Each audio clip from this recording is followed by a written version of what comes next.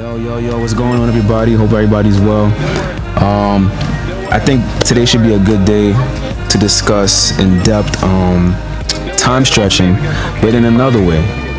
So I think a few videos ago, I did a video on time stretching on JJOS and how simplistic it can be and how easy it can be on the MPC 2500. But now, I want to give you another caveat, another technique to add to the playbook. This is another method of sampling, especially if the sample is big on BPMs or slow on BPMs, and to get it to make it sound the way how you want it to sound. I'm talking about the same way how you could time stretch in FL Studio, or how you say Serato sample, but not to that degree, obviously. That's one. And then we're gonna compare and contrast. We're gonna do that, and then we're also gonna try to compare it to the regular way how I taught everybody in the last video how to time stretch in JJOS. But these are two things I played around with ever since I started making beats on MPC. I think like in 2015. I just been trying to find new methods. So let's dive right in. I have the sample right here. I'll play for you guys. The cool little jazz sample I got off this vinyl.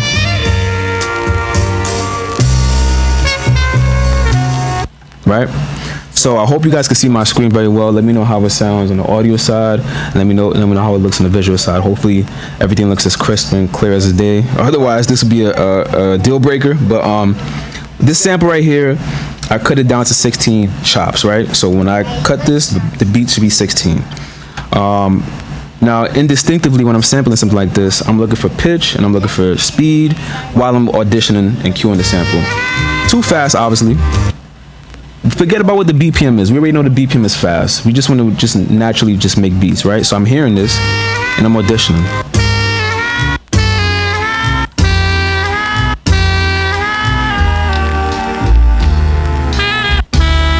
So I might be right here like, yo, I like this tune right here. I like this. The pitch is there, but the tempo is not there, right? So how do we play off of that?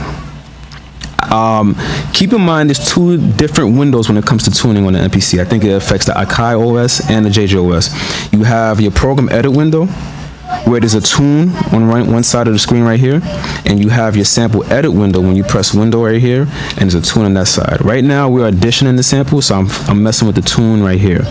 I'm not gonna commit to that though. I just want to audition. Now I realize I like this tune. I'm gonna put it back to 0, right? I'm gonna do my non-destructive chop, put 16 slices.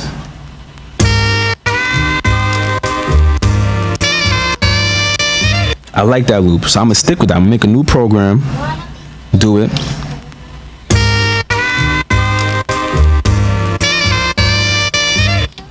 I'm gonna go here, and I want this to be tuned to 6.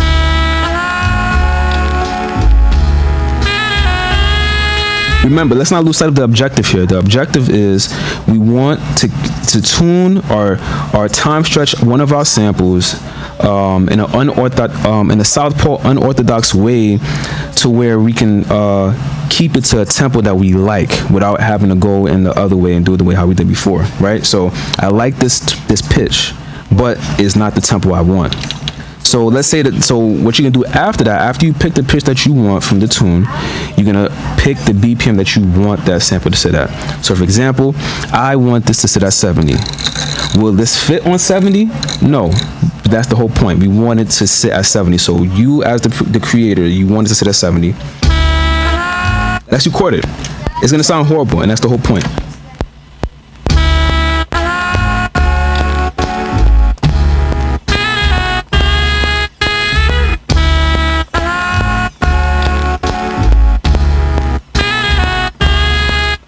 All right, so that's my loop, right? On 70.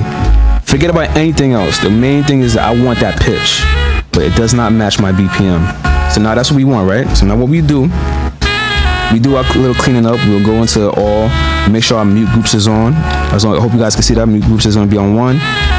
My amp release for my for the amp window is gonna be at 0, so we can have no cuts, right?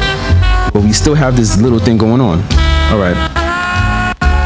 So now, how can we fix those gaps? Do we have to go faster or slower? Okay. That's the question you play in your head. So to fix that, you gotta reduce your tune until you hear no gaps. You guys follow? You gotta reduce your tune until you hear no gaps. Don't lose sight of the tune that you want though, but you gotta tune your sample down until there's no gaps to your BPM. So for me, that should be -9 if I'm not mistaken. So let's listen.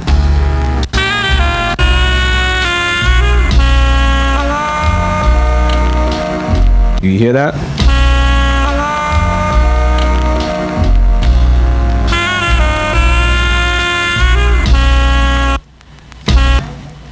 That loop has no gaps. It has no gaps in between the chops. That's what you want to go for. Now, because it does not have no gaps, that means we have a perfect loop on the BPM that we want, which is 70. Listen again.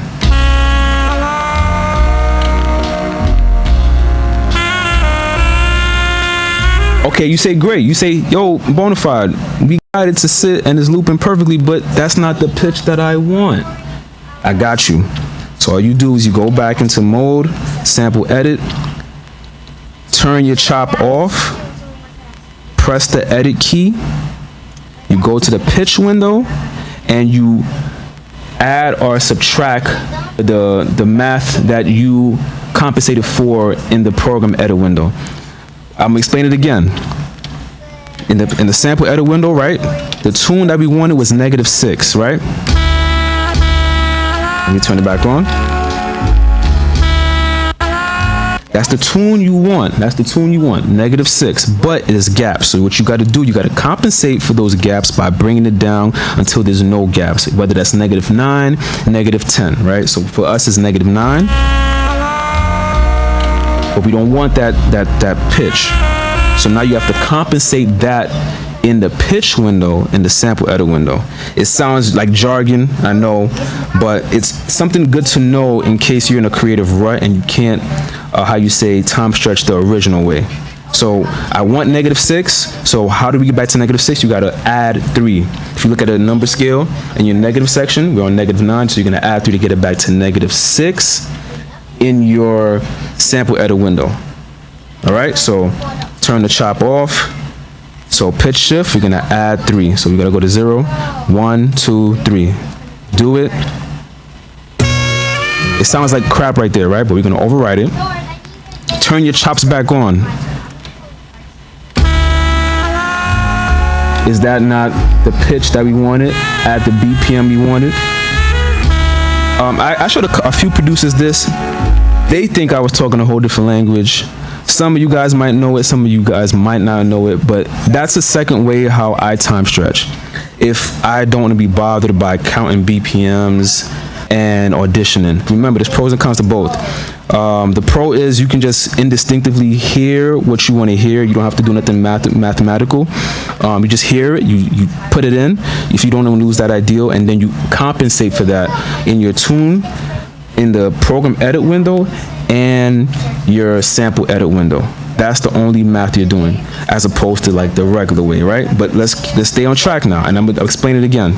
So the BPM is 70. My tune is -6 because I dropped the tune down here, and then I compensated for it in the sample edit window to make up for it. But I got what I wanted, exactly what I wanted, right? That's the new method. That's the other method you can use to sample. Okay, so let's go back.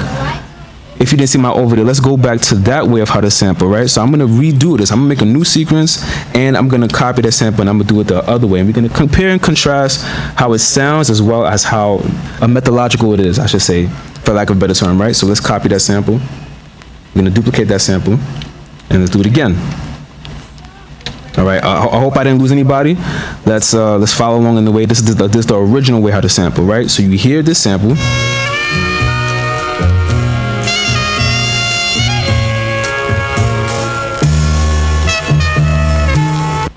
Right?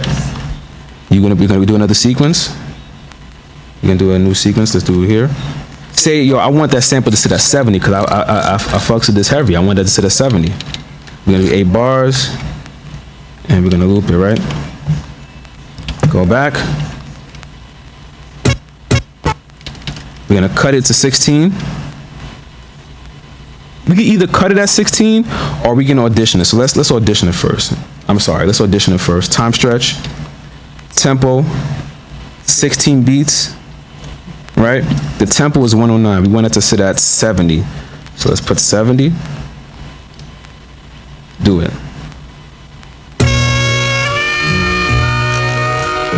70, right? Overwrite.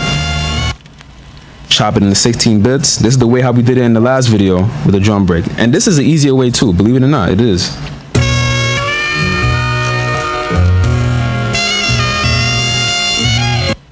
New program. We're at 70. And let's record it. That's simple.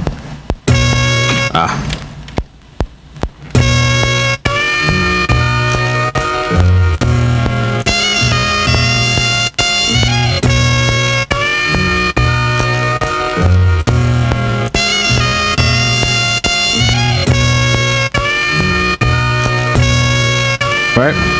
So you might say, yo, Bonafide, okay, yo, that's exactly what I wanted. It didn't take nothing to do it, but how do I get my pitch without losing that tempo? So now you got to go back into your sample edit window.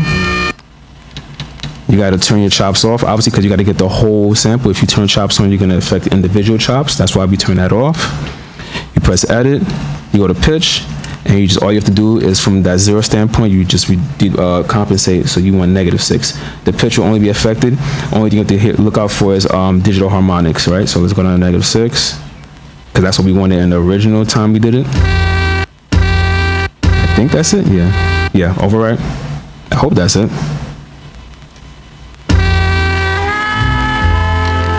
It's here.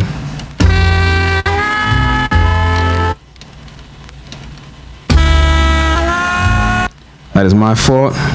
I think it's -7. So what you do is you go back, turn it off. Let's go up one more.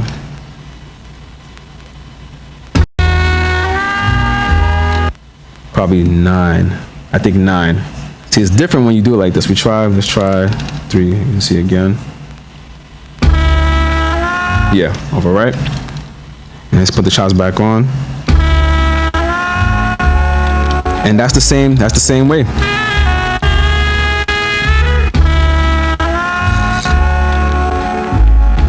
Same exact way. So I hope I didn't lose anybody, but right? So this is sequence 2. This method was done like the prior video I did on showing you guys how to time stretch. You do a sample count, and the MPC will count it for you, and you just compensate for that in a sample manner. And you just adjust the pitch from here. That's the first method. And then the other sequence was the way how we tuned and play with the tune. Now I'm gonna audition both, right? And just pay attention to how they both sound different, indistinctively, as far as harmonics is concerned. Let's listen to that. This is the first way we did it.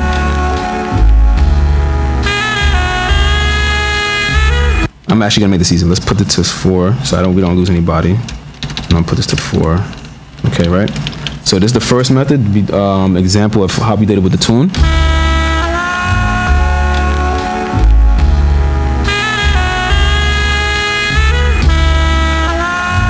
All right. Second method. You hear that? Sounds different. This is the original how we usually do it.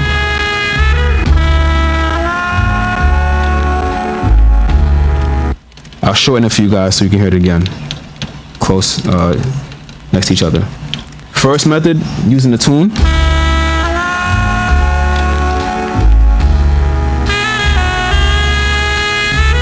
Second method, using just the BPM detection.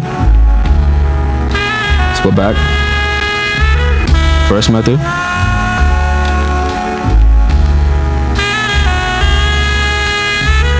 Second method.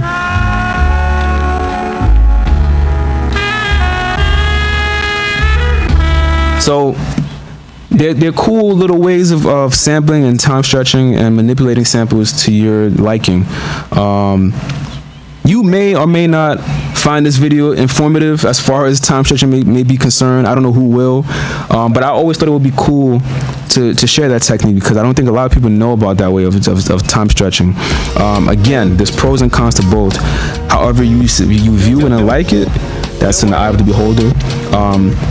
I don't think there's no love lost or gain by you knowing both, because there are periods and times where I am in a creative rut, and sometimes having a sample that is that fast and trying to manipulate it in such a crazy piece of hardware can get daunting. So if I only displayed and worked with that one method I showed you guys in the prior video of how you just take a drum break, you do BPM detection, and you run with that, I could do that all day. But those days I'm in a creative rut, I can't get nothing going no matter how many times I manipulate that sample that way, because I'm just instinctively going off of just vibes and feelings. And sometimes you can't put a number, you can't put zeros and ones, you can't put scientific data on a creative feeling, because it will be hard to recreate that. So in those times when I'm in a creative rut, this new method I showed you guys, it's not a new method, it's just another technique, but this other method I showed you guys, just going for feeling and vibes, when I just throw the sample in there and just listening for pitch and listening for speed and listening for harmonics, I can vastly put that ideal out on paper on a creative rut day. Remember, creative rut. And then I can just compensate that for the tune and messing with the tune window. I don't have to count no BPMs. I'm just messing with the tune at that point. I can say, yo, this sample sounds crazy at 100 BPM. It sounds great. I love this pitch, but it's too fast for the rapper or the artist in mind. So how do I do that? I just play the tunes. I don't have to count no BPMs. I just say, yo, I want this to sit at 71, 75, 80, 85. I'm gonna mess with the tunes, and I'm just going for vibes and feelings in that moment, and I clean up in the tune window. Again, it might be counterintuitive for the job at hand, but it's just going off of a creative rut and just of a feeling, and then I can clean it from there. Versus if I'm in a creative rut and then you say, yo, I want that at 75, and I have to like count, oh wait, how many bars is that? How many beats that is? Oh, what's the tempo then? But what this tempo that I want? It can fuck up the vibe, and then I'll be like, yo, what are we doing again at this point? I just spent 30 minutes trying to elastically stretch a sample, and now I forgot what the objective was. Again, both have pros and cons, so whatever you feel works for you, that's what works for you. I know for me, they both work for me. 9 times out of 10, I'm also using the first method, if you ask me. But those days where I really can't get into on paper and I'm just going through vinyl records, going through samples, I'm just tuning the pitch wheel on the turntable, and I'm tuning the pitch on the playback, and I'm just listening for ideas, listening for harmonics, listening for textures. And whatever I come across, whatever sticks to me like glue, I run with it, because I don't want to lose that concept. And then I'll play around with these tunes, and then when I make it sound proper, then be like, okay, yo, I like how this sounds, or I don't like how this sounds. But that's just my 2 cents. Y'all let me know what y'all think. Like, y'all let me know if y'all using this method. Y'all let me know if y'all not using this method. Do y'all find it too much going on, or do you feel like it's too much headache just for the time being? All ideas are welcome. Shit, if you guys have another way of how y'all sample, let me know. I'm always a student in the game. I'm always looking for ideas, and this is an open space. Feel free to let me know. I'm always answering questions and asking questions. I think that's the only way we can learn and get better. Other than that, this is me signing off. Remember to always stay creative and just keep creating every day. That's the way how we do it. Otherwise than that, y'all stay up.